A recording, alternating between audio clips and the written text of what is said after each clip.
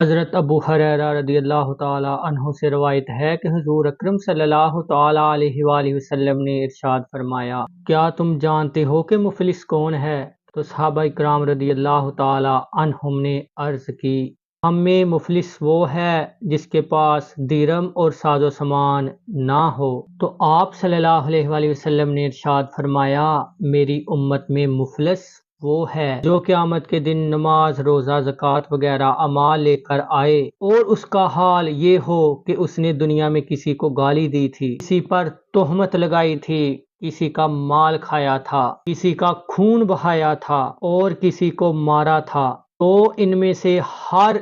کسی کو اس کی نیکیاں دے دی جائیں گی، اور ان کے حقوق پورے ہونے سے پہلے اگر اس کی نیکیاں اس کے پاس سے ختم ہو گئیں، ان کے گناہ اس پر ڈال دیے جائیں گے، پھر اسے جہنم میں ڈال دیا جائے گا۔